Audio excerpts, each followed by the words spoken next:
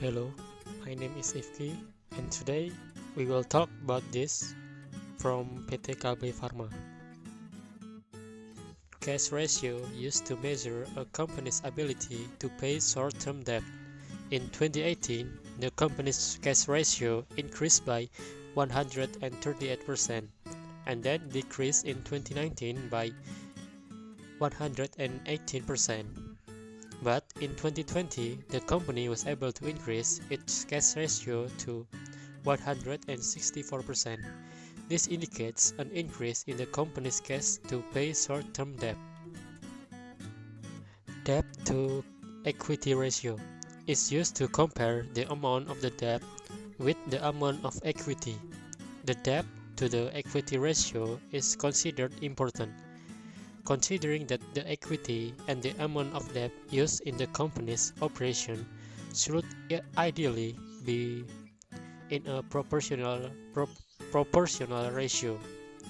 In 2017 until 2020, the company experienced an increase in the debt to the equity ratio, and that means a high debt to equity ratio indicates the inability of capital owners to cover their debts. The increase in this ratio indicates an increase in the company's debt every year. The total asset turnover ratio, which is an activity ratio, is useful for measuring the company's ability to generate sales from the total asset it owns. It can also be interpreted that the faster the company's assets rotate, the greater the company's income. This shows how efficient the company is in using the acquired asset to generate sales on an ongoing basis. In 2017 until 2020, the companies experienced a decrease in the total asset turnover ratio. This means that it has a low asset turnover rate, meaning that the company is less efficient in managing assets to generate sales. Return on investment is useful for measuring the efficiency of an investment action.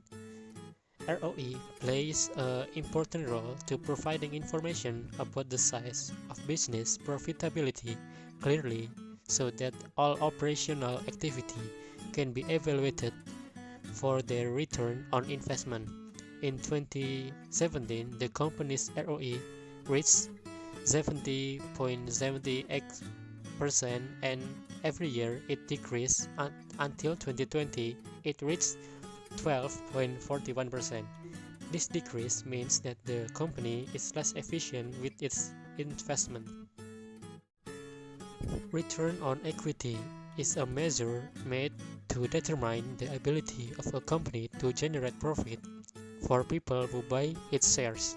The higher the ROE value, the better the performance in generating net income after deducting tax.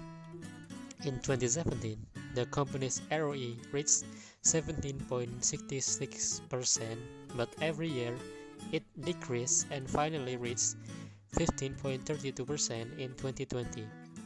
This means that the company's performance to generate profit after tax has decreased.